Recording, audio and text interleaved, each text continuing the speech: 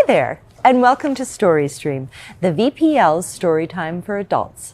My name is Jonna, and today I'm coming to you from Level 2 of the Central Library. The Central Library, like all 21 of our locations, is located on the unceded and traditional homelands of the Musqueam, the Squamish, and the Tsleil-Waututh peoples. Now today, we will take you into a strange and enchanting world, the world of teens. Our small but mighty team of teen services staff specialize in creating connections and giving teens opportunities to speak their minds, express their creativity, and just be their awesome, funny, thoughtful, quiet, loud, cool, awkward, silly, smart, unique, and incredible selves. Teen services staff work with teens, offering a variety of programs and volunteer opportunities here at VPL, as well as in community spaces around Vancouver. A day in the life of a teen services librarian might include an epic quest across the city to meet teens who are crafting magical projects at their local community center. It may include consulting the wise counsel of one of our teen advisory groups called TAGS, who offer crucial feedback on the library's programs, collections, and services. Or it may include an afternoon full of swords, sorcery, and most importantly, snacks, as they encourage teens to unleash their imaginations at our Dungeons & Dragons 101 workshops. Every day is an adventure in the world of teens. Here on the second floor of the Central Library, we have our teen area, a veritable dragon's hoard of novels, nonfiction, manga comics, video games, and more. But soon, this area will be transported. Our whole teen section is getting isekai'd to the third floor in 2024, right across the hall from our Inspiration Lab. This is something special you can find at every VPL branch and in Vancouver school libraries too. Ink Magazine, an annual journal of writing and art that is 100% created by teens. Teens around the city submit their prose, their poetry, and visual art, and our Ink Teen Advisory Group reviews the submissions, makes selections, decides the layout, and plans the magazine launch party. Ink Tag volunteers get a chance to work with professional mentors from the worlds of writing, publishing, and illustration to create something that truly represents the voices of Vancouver teens. Now, without further ado, today our readers are a few of the young people who make this magazine possible. Writers, artists, and members of the Ink Teen Advisory Group.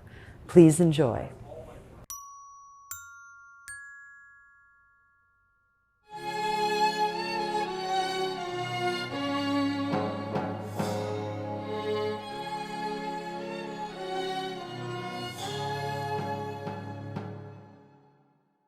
Hi, my name is Esme Mack, and I wrote White Gold, which was published in the Ink Volume 5. And here it is, White Gold. Perry's late again. I twiddle my thumbs for at least half an hour before their sister pulls up in her Subaru, and Perry jumps out. Max will stay close. Perry doesn't see me yet, and I don't call out for them. I watch them look for me in the parking lot. Perry! I wave. They hear me and jog over. Hi, Perry says. You in your wetsuit? Yeah. I know they have theirs on under their clothes too. We strip off our puffy jackets and sweatpants and wade in. It's not a deep lake. Human-made, it's only 20 feet or so at the place we're diving. We've been free diving for a while, cold training, and pushing ourselves to hold our breath longer. My best time is 1 minute and 47 seconds. Perry's is 1:39. We've never blacked out. Contrary to Perry's poor dad's concerns, we're being as careful as we can. Plus, Bob only lets us dive when Max is keeping an eye on us. It started on New Year's 3 years ago, when Aunt Zelia made a joke. Your New Year's resolution could be to dive to the bottom of the lake and get the ring. My mom lost her grandmother's ring in the lake when she was a teenager. White gold, with dots of Madeira citrine, she swore to find it. She was going to hold herself up to that promise, but before she could find the courage to learn to dive and look for it, she was diagnosed with pulmonary fibrosis, and suddenly she would never be able to dive. She died 11 years ago, when I was 4, and that's when I moved in with Aunt Zelia. Perry and I couldn't stop thinking about the ring after that. We did our research and pitched a plan. You're more likely to find a shipwreck in that puddle of a lake than your great-grandmother's ring, Aunt Zelia said. But sure. So long as you're safe, Bob said, and then promptly gave us money for the wetsuits. Since we've learned to freedive, we've been combing the same quarter of the lake where my mum dropped the ring. I'm losing faith that we'll find it. Perry hasn't said anything, but they seem less excited these days too. Honestly, I'm getting tired. We've been obsessing about this God-forsaken ring for so long, it's interfering with my life. We're in this lake every day for 9 months of the year, and the only reason we don't come all year is that both Perry's dad and Aunt Zelia forbid us to swim in the lake in winter. We snuck out once in January, but we've never done it since. I'd never been that cold in my life, and Perry almost got hypothermia. We have to let them keep going, Aunt Zelia said, when Bob said we had to stop. They've been working so hard on it, and I've never seen Ven so excited about something. Bob finally agreed to let us keep diving. That's when he set the rule about Max. I dream about this ring. I haven't had a good night's sleep in months. I tried talking to Perry about maybe stopping for a while or just not coming every day. If you give up, Perry said, I'll keep diving anyway, and when I find it, I might just keep it. You wouldn't. I grabbed the bag of chips and poured the last of the crumbs into my mouth. We get to the spot where we're diving today. We've been leaving small orange buoys in every square foot that we've checked. That was Max's idea, after she found them at Dollarama. Like every other day, Perry will go first and check 1 square foot. They'll come back up to the surface, and then I'll go down and double check. After that, we'll take a break and switch jobs. I pass Perry a buoy. Be careful, be smart, be safe. That's what we say whenever one of us goes down. In a while, crocodile. Perry adjusts their goggles before diving under. They get to the bottom safely, where I can't see them anymore. They're down there for 30 seconds. Now Perry should kick off and swim back up, but there's no sign of them. My heart beats faster. Seconds pass. My stomach twists with fear. It's been too long. I drop the bag of buoys, ropes, and weights. The tangled mess sinks. I dive. I finally find Perry unconscious at the bottom of the lake. I get one arm under their armpits and use the other to swim us to the surface. Max! I scream. Help! Perry! Max drops her book and runs to the water. She swims faster than I've ever seen anyone swim. She grabs Perry from me and drags him onto the sand. Call 911! Max starts CPR, sobbing. The doctors say Perry was without oxygen for too long, and they might not wake up. Max hasn't stopped sobbing. Bob lies on the bed with Perry holding their hand. I'm the only one not crying. We should have stopped diving months ago. Our obsession killed Perry. I touch Perry's hair. It's just as short as when we met at a gymnastics class when we were 5. They helped me learn how to do a somersault and liked my French braids. It took us 5 minutes to become best friends. I take their other hand when Bob gets up to comfort Max. It's clenched into a tight fist. I gently open it. Perry found the ring. I've been coming to this library my entire life. There's a library that's closer to me that I actually do go to, but this one is pretty big. We go here for special occasions sometimes if we've run out of books at our own library. And since I was really young, I've got upwards of 100 books with my little sibling, and we'd stack them all up on our table, and we'd read them all in a week, and we'd come back and get some more. I love the library. I've been writing, I'm not sure how long I've been writing. Probably since I was around 5 years old, I've been writing. The first thing that I remember writing was a short story for a magazine. It didn't get published. It was about a monster, I think, and 2 siblings, something like that. You know, the things that children write. And my mom's a writer, so she's inspired me, obviously. People tend to go into their parents' crafts. And I like writing. I actually don't know what I like writing. I'm looking forward to finding out. My mom, obviously, has influenced that I like writing. She helps me a lot, which I appreciate immensely. And sometimes when I can't find the time or the space in my brain to sit down and write, she'll invite me to a coffee shop early in the morning. She works early. She's an early bird. I'm not. To sit down, have some coffee, and write. I like most sections of the library. My favorite would have to be the graphic novel section. I read mostly graphic novels now. I used to read more novels, but why not read graphic novels? They're beautiful, absolutely gorgeous. And I have a poem that I like. It's about mushrooms, and I don't remember what it's called, but it's gorgeous. I don't read much poetry, but that one I really liked it. Do I have a favorite graphic novel? No, I own maybe 5. One of them being Super Mutant Magic Academy, which I adore. And I have a bunch from when I was younger, which I don't like as much now.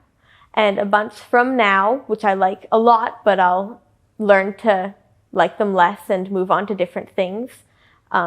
I've never had a favorite book, really. Oh, I actually do have a favorite book. I just remembered. My favorite book is Good Omens by Neil Gaiman and Terry Pratchett. I heard of Ink magazine by seeing it in the library and taking it out and thinking, this is pretty cool. Maybe I should send some stuff into that. And then I sent a story in, and I got published in the 5th magazine, the Ink 5. And then at the launch party, in the little baggie that they gave us, it had a little bookmark that said, Ink tag! And I was like, that sounds so cool! So I sent in my application for that and got in, and here I am, enjoying it immensely. Ink tag has been really lovely. I like meeting new people that share interest in writing or art or that sort of thing. I like going to the meetings. It's nice to have something to, I remember that it's this day because I have this meeting, And I really like the meeting new people. I like the snacks. I'm a snack fan. Yeah, it's lovely. It's been lovely. Hello, my name is Hiono Oyama, and I will be reading my short story Candy Heist today. I have contributed a few pieces to Ink, including the cover image Moth Mansion for issue 5. Candy Heist. There they were, the beautiful glistening rows of sweet treats tantalizing me. So close I could almost reach them. Alas, there was just one problem preventing me from indulging in all that candy. A magical force field and a swinging machine that 2 legs seemed to be able to move through. This, my friends, is what brings us here today. The others stared at me. There's no way the 2 legs made a force field, and by a swinging machine, do you mean a door? Cosmos asked. Ha! He takes me for a fool. I may not know what a door is, but I'm sure that what I encountered was a force field. How else would explain how I could see the candy but not get to it? Cosmos is my younger brother. Last April, he and I reached the age where raccoons leave their mothers and live with the 2 legs. Father used to tell stories about the 2 legs, how they ran away from things he couldn't see, and how they would speak into strange rectangles. My favorite story was about the metal bins filled with foods and shiny things. That's where we live now. In the metal bins. Me, Cosmos, Chip, Chuck, and Marvin. Chip and Chuck are both brother and sister, but they often act like they share a brain. It's pretty creepy. Are you sure it's a good idea to go near the 2 legs? Said Chuck. There's lots of food here anyways, and it hasn't been that long since... His eyes darted from Cosmos to me to the ground so fast that if I wasn't as hyper-observant as I am, I would have missed it. Father left us, and that was his choice. He made a conscious decision to leave, I reminded him. That's not true, and you know it. The 2 legs took him, Chip said. It's a bad idea to intrude on a 2 leg by accident. And a worse one to try to steal from them on purpose, Chuck finished for her. Then I'll figure it out alone, and you'll be all jealous of me when I come back with as many pounds of sugar in my stomach as there are grains of sand in your brain. They stared at me again. Does he realize what he just said? Chip whispered to Chuck. I did, but it would be unfashionable to correct myself. I may not have compelled Chip, Chuck, or Cosmos to join me, but hope is not lost. Marvin, you seem smart. You'll be my lookout. Follow me, I said. Marvin looked up with a start. Yeah, okay, let's go. Poor Marvin. He never quite seems to know what's going on. He's a daisy bobbing up and down in a lake full of lilies. You can't take Marvin. He's not even supposed to be out of the tree, let alone stealing from two legs, cried Chip. The severity of her tone scared me a bit. We'll come with you if you leave Marvin here. Cosmos too. Just don't put Marvin in danger, Chuck said. Please? My genius surprises even me sometimes. Fine, Marvin can stay, and you can join me, Chip. Chuck, you're with me. Cosmos, you'll be lookout. Wait, hold on, I didn't agree to this, Cosmos exclaimed. Too late. Gather your things, raccoons. We leave once the midday two-leg crowd can give us some cover. It's time. A plan has been formed, our lookout is in position, and the store is all but empty. The only variable is the two legs sitting behind the counter, but as long as they're sneaky, the plan should work. Even the swinging machine is propped open due to a cleverly placed rock, courtesy of Chip. All the sweets we could ever want are within our reach. Cosmos gives us the all clear. Chip and Chuck dash to the door. Although they are adamant about not going before, their eyes are filled with such conviction that you'd think they were trying to rescue a drowning baby. We're in. My world flips upside down. There are so many colors, shapes, and smells, it's like I just stepped into a dream. We successfully sneak past the two-leg and make it into an area where we can't be seen. Shall we set it on fire now? Asked Chip. Ha ha, I laugh humorlessly. No, fit as much as you can into the bags without getting caught, especially the yellow sweets. We've got maybe 3 minutes and then we're out of here. There are rows and rows of candy-filled bins, and I want to dive into one and eat them all. I try my hardest to focus on grasping pawfuls of candy and shoving them into my bag, even though it feels like the bins are pools of clean, cold water during a heat wave. Once my bag is filled, I signal to Chip and Chuck that it's time to go. First Chip sneaks out, then Chuck, and finally it's my turn. I go to the swinging machine and... shoot, I'm stuck. Hello, my name is Lillian Shi, and today I will be reading my piece called I Live Between Everything and Nothing, which is published in Inc. magazine, volume 5. What am I? I am Lillian, not Lillian, but I never correct my teachers, my classmates, or my friends when they spell it with 3 L's because I don't want to trouble them with rewriting my name, because I've been taught to not make a fuss, to not attract attention. I am a daughter, a sister, a friend, a girl, a person, a human, an animal, something that exists on this earth, albeit briefly. I am something, or maybe nothing. I am a broken mix of Chinese and Canadian, too much of one to fully be the other. I'm Chinese, you tell me, more so to convince yourself than to me, because we both know that I'm not. I am the steady flow of perfectly enunciated English from my own mouth, yet still not quite right, still stained with yellow, with me. I am the English novels I read like a lifeline, like a stream that dies into a river, never ending, for I cannot read the language of my mother tongue, for I have died trying and failing. I am the strange smile seen through pixels of a screen when I'm supposed to greet my family, strangers whom I've supposedly met before my tongue was bleached to speak only English. I am the disappointed stares of my family members as I stutter over every sentence I speak in my mother tongue in the language I was born with, raised with, and spoken to. I am every mistake I make of calling black tea red tea, because that's what it's called in Chinese, in a language I call foreign when I live in what you call a foreign country. I am noodles over plain buttered bread because I cannot fully be either, because I cannot choose one over the other, and you cannot ever choose both. I am the 97.75 average I hold in my math class, which you tell me is good enough, though we both know you'd much prefer my being perfect than good enough. I am the straight A's on my 6th grade report card, which I clutched like the air I breathe, because only ink printed on legal-sized paper could prove me worthy of everything, of anything, of something that wasn't nothing. I'm the Korean pop songs I listen to, the melodies that lace between my ears and through my room as you yell at me for not being Chinese, for not being Chinese enough, for actively liking other cultures that weren't my own.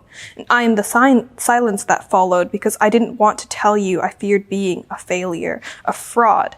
Because I didn't want to tell you that I tried to forget my culture, the remaining fractured, broken shards of what was meant to be an identity you picked and chose for me, because I wanted to have a place I truly belonged to. To not be stuck in between everything and nothing, white and yellow, yes and no, I wanted to have an answer. I am the faded echoes of your arguing with my dad in the kitchen, of when I pressed my ear against the floorboards because I couldn't understand why you always had to raise your voice at everything, why you couldn't just be happy, because there was no way it was just that hard to be satisfied, to have an answer you could both agree on, because you must have had an answer to everything I had questions about. I am the broken 0.5mm lead in my mechanical pencil after I threw it onto the wooden boards, after it hopped away from my reach and lay up on its side, still and intact. Because I cannot understand why I am average at 3 too many things, because I cannot stand feeling like I'm falling behind and failing to get the answer to the last question on the last page of chapter 6.2. Because I cannot stand the feeling of being average, for I am not, for I've always been told, been expected, been known not to be such. I am the damaged sheets of music slammed onto by my own fists, angry for my inability to play a phrase, a note, a beat, for my inability to become less average, for my fear of failure, of losing, of being left behind and abandoned by others, by me, by skill, by life, maybe. I am my 98 on my Chinese midterms, wishing that edging closer to a perfect score would give me some sort of identity of culture, of what I used to be, what I was supposed to be, am supposed to be. I am art, paintbrushes that don't care what I say, simply what I can do with my mind and my colors, because colors don't need identities or anything but loose meanings given by wherever they land on a canvas. I am my love for art because it doesn't matter if I'm Lillian with 2 L's or 3 L's, because all I am is the creator of a piece of art, because by my creation I am able to be more than an unnoticeable chip in the timeline of forever, of space, of earth, of humanity, because in some way I matter. I am words, literature, letters, stories, intangible ideas turned into black ink on paper, for I can write much more than I can speak, for my ideas are never able to be translated into sounds, much like how my tongue seems to tie itself into a knot every time I try to speak the language of my culture, my supposed identity. I am permanent, I am something, not nothing. I am a writer, an artist, I am a daughter, a sister, a friend, a girl, but first and foremost, I am a human, floating between cultures, between identities, between questions and answers, between nothing and everything, and therefore, I am something. I've always really liked libraries ever since I really remember, and the first time I came to at least the Central Library here in Vancouver, I think I was just overwhelmed at the fact that a library could be 9 floors.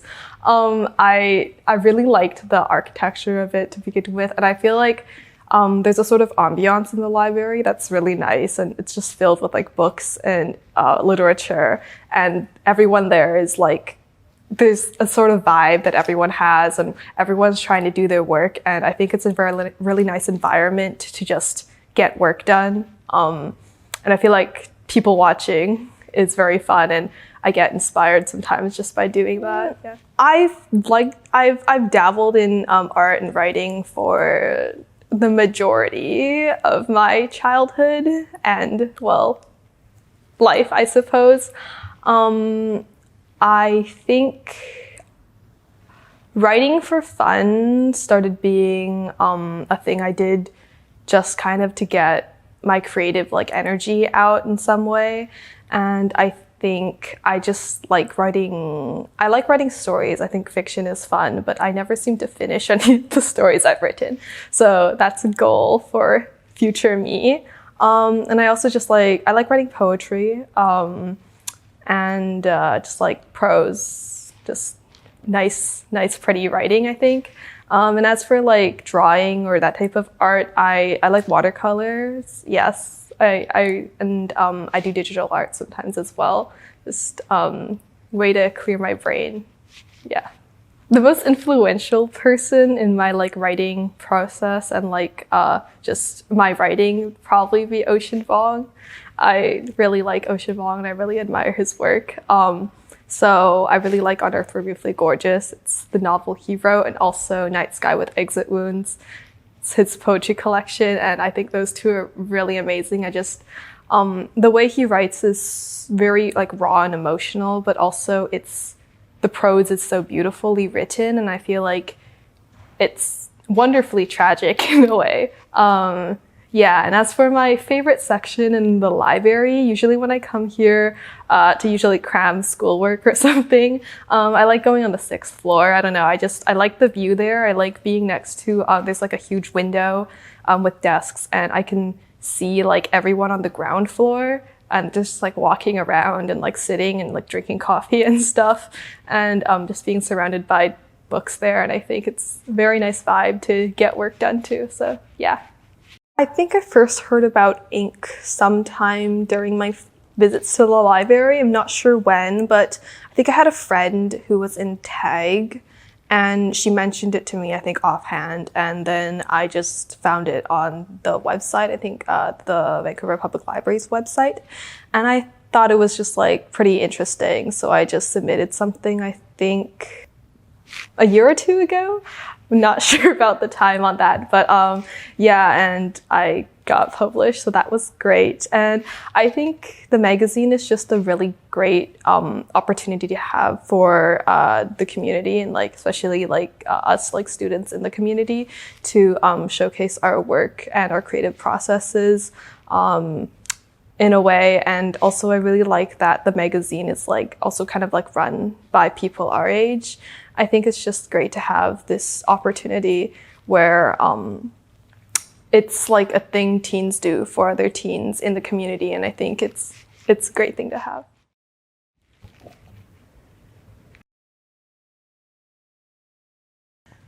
Hi, my name is Xing. You can also call me Xing. I use any pronouns, and I've been part of the ink tag for this is my 3rd year now. So basically I work with the ink tag, but sometimes I also submit my own work. So that'd be writing or art. And yeah, one of them is actually the cover of volume 4, which is called Melody, which is a fun fact. The first time I came to the library, I actually don't remember, because I think I was really young, and when you're really young and your parents kind of take you there to read. So I think that was basically my first experience with being in the library. I guess I've always enjoyed the almost meditative atmosphere of being in the library, where it's really quiet and calming, and there's a lot of different people, but all these people, they come together, and I guess they're kind of all united by an appreciation for the atmosphere and this kind of almost solace or the safe haven that a library offers.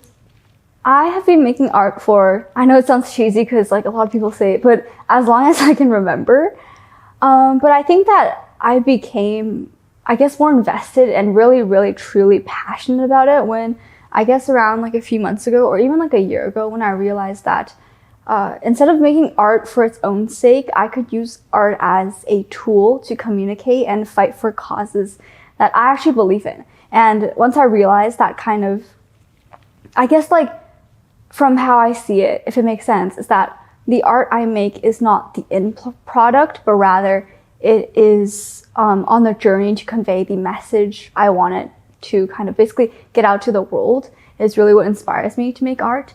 As for mediums, I tend to kind of just, I like to try out different things, because I used to stick to digital art a lot, and then I kind of tried to branch out. So I think definitely for medium, I do anything from sculpture to performance art to installation to painting.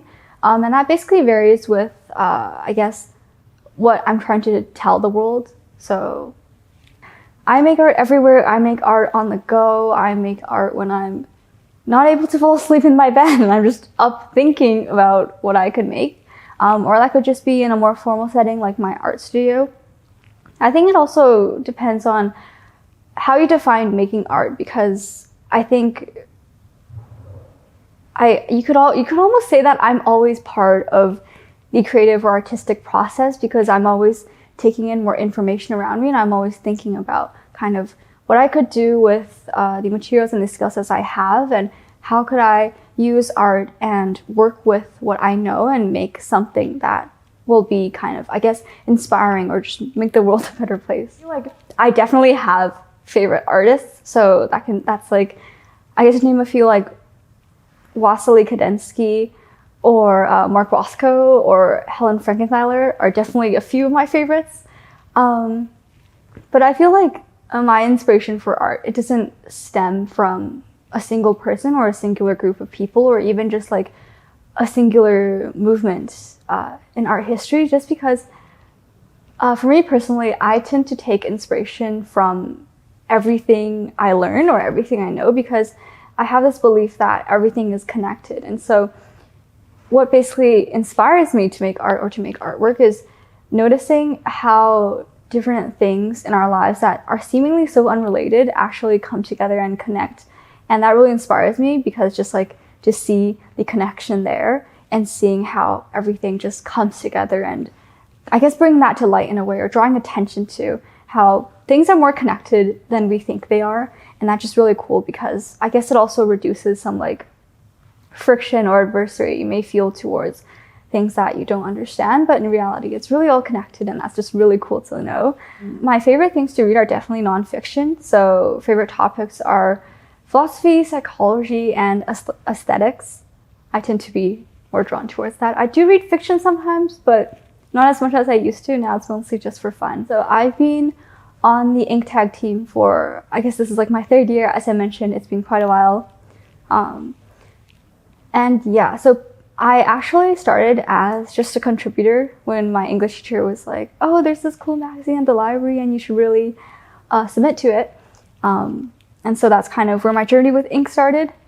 And as for, I guess, a little bit more about it and how I feel about it, is that I feel like just working with a lot of different people through being with ink, like for all these years, is that I feel like ink is really this group of people who, what we do is that I think we weave the artistic and the literary voices of our community together into this annual publication, or this annual amalgamation of all these really cool works and all these really cool people and all these ideas, and into one thing that we really show to the world. And it's almost like a little capsule of, I guess, almost like Vancouver youth, right? At that moment or in that year, because every year we have new people come and go every year. Well, next year I'm graduating, but like I said, like every year these people change, but we still hold the sense of community and of being together and just being able to get your voice out there. I think ink is a really good platform, or just like this opportunity for Vancouver youth to share their work, which is honestly really cool. I'm really glad to have been part of this, I guess this like group or program for this long. I think just I've also grown as a person too, from being, when I was like in grade 9, grade 10, when I first started, that I was kind of like shy. And also, especially during like COVID, when it was online and it was a bit more awkward. But now, because we get to do more in-person meetings, and I've also done a speech at the launch event last year, which was a really cool opportunity. I think I've also grown from being like one of those younger kids who's a bit shy about their work to someone who is more welcoming and tries to be, approachable, and to really help people, I guess, connect with each other, and also to just use ink and get their voice out there and to share their really awesome work. And yeah, even though I won't be part of ink for, I guess, like next year and beyond, I'm still looking forward to following this magazine and seeing what the new members have, I guess, done and have turned this magazine into. And yeah, it's really, really inspiring and cool to be part of this thing.